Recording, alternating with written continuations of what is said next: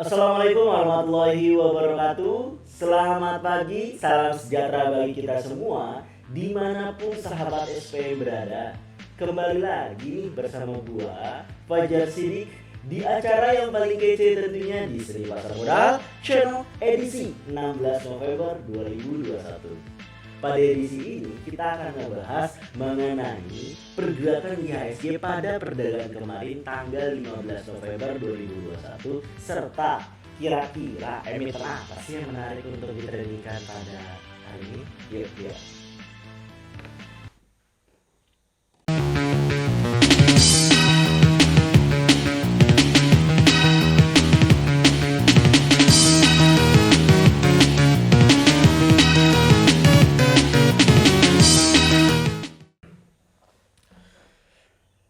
Analisis teknikal saham harian 16 November 2021. Ini adalah pergerakan indeks harian pada perdagangan kemarin tanggal 15 November 2021, di mana secara overall indeks yang ada di bursa kita itu adalah merah. Ini tidak terlepas dari beberapa hari lalu di hari Rabu, Kamis, Jumat pada minggu kemarin itu hijau royo dengan membentuk gap. Ya, sekali lagi di mana di sini terlihat dari IHSG yaitu minus 0,52%, LQ45 minus 0,97, Kompas 100 minus 0,93, IDX 30 minus 0,96. Yang menjadi backbone dari IHSG itu adalah LQ45 dan IDX 30. Jadi tidak mengherankan kenapa IHSG mengalami merah.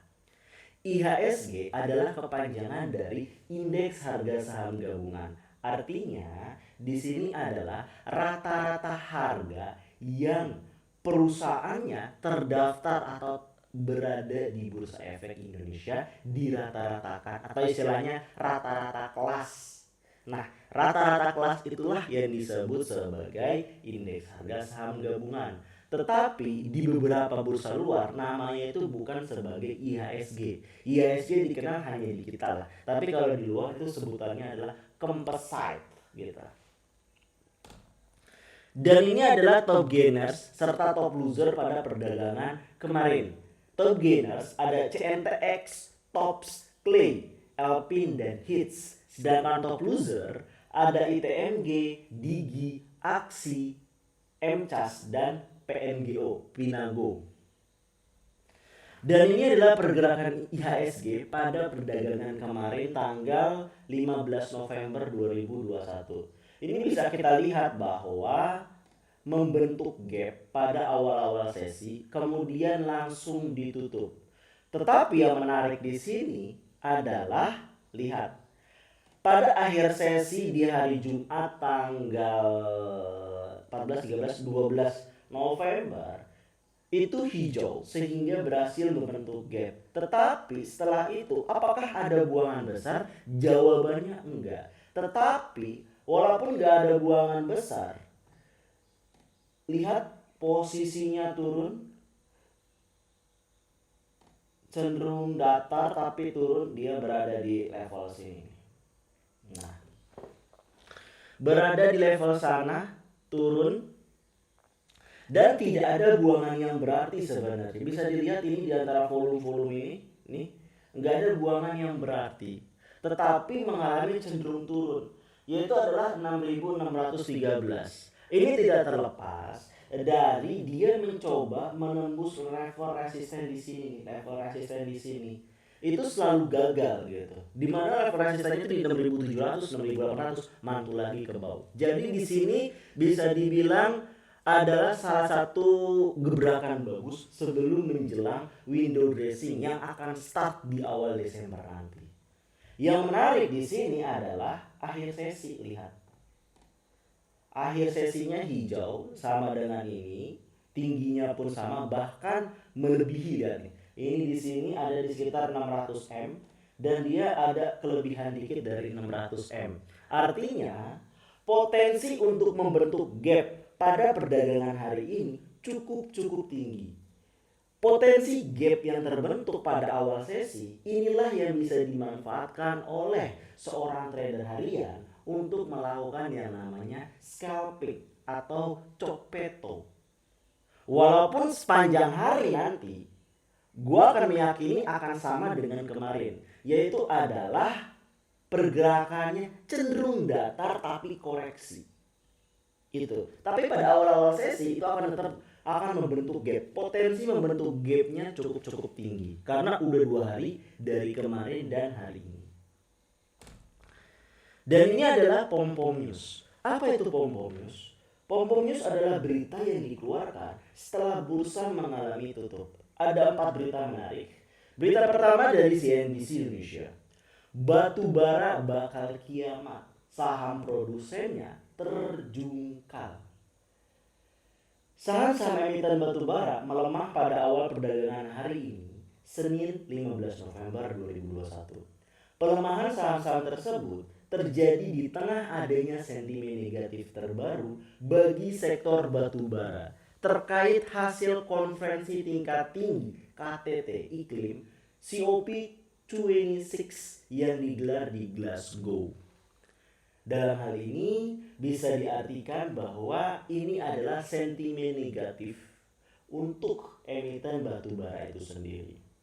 Kita harus melihat kalau emiten batubara terhadap 2 sisi.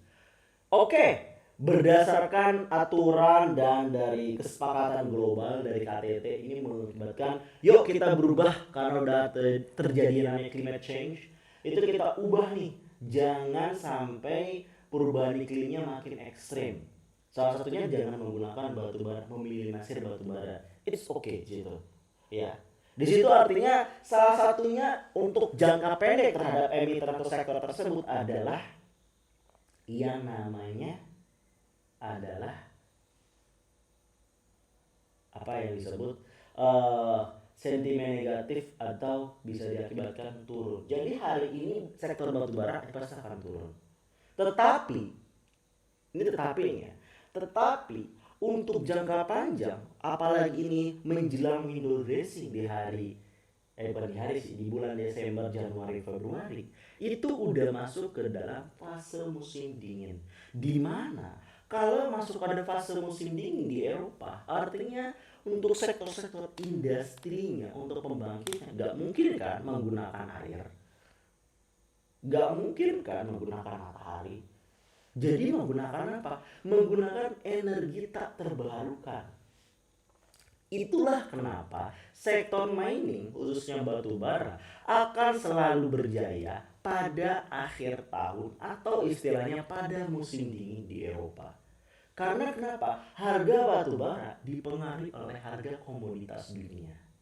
Jadi ini bisa menjadi kesempatan lu mengambil sebanyak-banyaknya di batu bara untuk mendapatkan profit pada setidaknya akhir tahun ini atau pada awal tahun depan. Oke, kita lanjut berita selanjutnya. Kompas.com, berita dari Kompas.com. Jenis merek berbeda, gugatan 2 triliun terhadap GoTo dinilai tidak berdasar. PT Aplikasi Karya Anak Bangsa, Gojek, dan PT Tokopedia digugat dengan tuntutan ganti rugi sebesar 2,08 triliun rupiah oleh PT Terbit Financial Technology kepada Pengadilan Niaga Jakarta Pusat atas penggunaan nama atau merek perusahaan hasil merger yaitu GoTo. Ya ini salah satu kabar pemanis aja sebenarnya. Karena kenapa? Karena bentar lagi GoTo bakal IPO, jadi ini adalah pemanis yang dibuat. Ya oke aja, sah aja sih. Biar hype-nya nggak turun, tetap teringat brandnya GoTo gitu loh. Next, berita kembali dari CNBC Indonesia. Saham TOPS melesat 34% yang tadi tergenas ya. Usai kabar didekati oleh Yusuf Mansur. Wow, mantap ini. Salah satu influencer, salah satu ustadz yang sebenarnya adalah gua kagumi, yaitu Ustadz Yusuf Mansur gitu. Saham emiten konstruksi PT Totalindo Eka Persada (TBK) TOPS melesat hingga 34%. Hari ini melejit saham TOPS berbarengan dengan kabar terkait Ustadz Yusuf Mansur yang menyambangi Totalindo Eka Persada. Merespon kabar ini, Yusuf Mansur mengatakan pihaknya memang tengah bla bla bla bla bla. Artinya di sini ada sebuah sosok yang memiliki pengaruh yang luar biasa besar. Lalu diikuti jejaknya salah satunya terhadap perusahaan-perusahaan yang listing di Bursa Efek, maka itu akan sangat berdampak. Ia mengakibatkan sentimen positif yang dibangun. Oh, dia aja beli, ikut beli. Walaupun kita belum tahu fundamentalnya seperti apa. Kalau untuk saham tops, absolutely yes, gue meyakini bahwa itu adalah saham gorengan. Karena kenapa? Dia perlu seorang sosok yang punya follower berjutaan untuk menaikkan harga emitennya. Itu adalah salah satu ciri dari saham gorengan. Next, berita dari CNBC Indonesia. Harga IPO Mitratel Rp800 per lembar saham. Kemahalan kah? Anak usaha Telkom Indonesia, PT Daya Mitra Telekomunikasi Mitratel, resmi menetapkan harga initial public offering senilai Rp800 per saham, sehingga ditargetkan dapat meraup Rp18,34 triliun. Seperti apa analisis harga IPO saham Mitratel? Ini udah gua bahas di video sebelumnya di hari Minggu ya. Lu bisa cek aja di playlist untuk IPO Mitratel, apakah akan digoreng atau enggak. Tetapi dengan harga 800 itu sesuai dengan prediksi gua ya. Itu akan didapatkan harganya itu di kisaran Rp800. Apakah disebut kemahalan apa enggak? Tonton aja di videonya. Di situ gue bahas tuntas mengenai saham dari IPO Mitratel. Kalau yang nunggu silahkan lihat aja nanti setelah video ini selesai, nanti ada buat diklik untuk yang IPO Mitratel. Dan inilah yang ditunggu-tunggu oleh sahabat SPM semua, yaitu adalah list emiten yang bisa digunakan atau bisa dilakukan copet-copeto pada perdagangan hari ini 15 November 2021. Yang pertama adalah emiten SSMS. Sebelum itu, di sini gue pakai dua indikator, yaitu adalah indikator parabolic SAR dan indikator Canner Relative Strength Index. Cara bacanya itu sangat-sangatlah mudah. Untuk yang pertama, yaitu adalah parabolic SAR.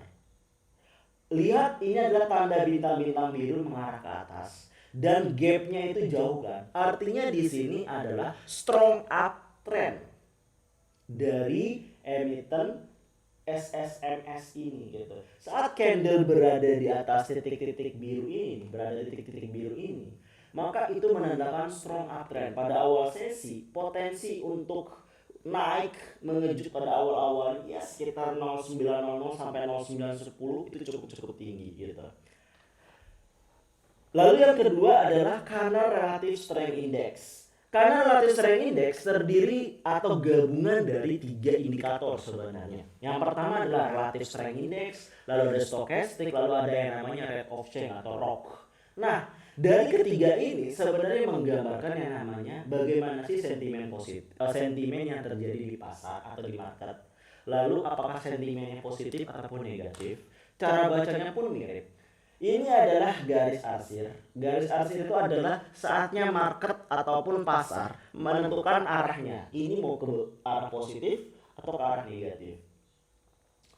Saat garis nih berada di utara, menuju utara, berarti itu adalah sentimen positif.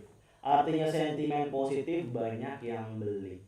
Begitu juga kalau misalkan garis ini menuju selatan, artinya di sini banyak sentimen negatif. Kalau sentimen negatif banyak, berarti banyak aksi sell atau aksi jual. Itu sederhananya. Dan sekarang untuk sawit ini belum berada di titik psikologis sebenarnya untuk yang namanya turun, tetapi belum ada tanda-tanda bengkok. Jadi awal-awal sesi akan sangat memungkinkan untuk naik dan dilakukan copeto. Yang kedua adalah tops. Baru kemarin diberitakan dan dipom-pom news lagi pada perdagangan penutupan kemarin, artinya di sini potensi untuk naik dari Emiten Tops ya kisaran 20% itu make sense terjadi. But kalau ingin mengikuti target 20% artinya di sini progresnya very high risk. Tapi kalau pengen ngikutin trading plan gue yang sangat sederhana ini yang bisa lu gunain dan aman, lah ini adalah targetnya beli di 64 sampai 66, cut loss di 60, jual di 70 sampai 80. Kenapa gue yakin? Karena bisa dilihat di atas parabolik dan ini berada di psychologist masih di atas. Berikutnya adalah silo. Bisa dilihat silo case-nya pun sama nih. Case-nya sama nih. Jauh kan? Case-nya sama dan ini juga masih baru masuk ke titik psychologist. Jadi lu bisa manfaatin untuk melakukan copet-copeto pada emiten silo. Beli di 8925 sampai 9075, cut loss di 8825, jual di 9175 sampai 9225. Dan terakhir adalah emiten BNBA. BNBA se-Inggris banget. BNBA bisa dilihat di sini adalah udah ngebentuk sedikit berada di sini hampir terjadi pembalikan arah. But bisa dilihat belum tentu perbalikan arah. Kenapa? Karena titik psychologisnya di sini belum tercapai. Jadi masih ada potensi untuk naik untuk bisa dimanfaatkan pada perdagangan hari ini. Ya di kisaran 5-10% sebenarnya kenaikan dari BNBA. Tapi kita ingat karena copet itu target cuma 2-5%, jangan lupa. Jadi di sini lu bisa beli di 2990, 3050, cut loss di 2940, jual di 3070 sampai 3150.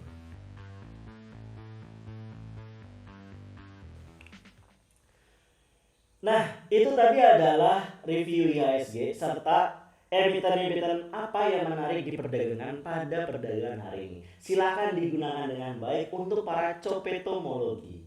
Dan juga jangan lupa, untuk seorang copetomologi atau scalper, itu harus menggunakan dua prinsip. Don't be greedy dan be disciplined terhadap trading plan. Udah gitu lah. Gue Maja Sedih pamit. Bye. Happy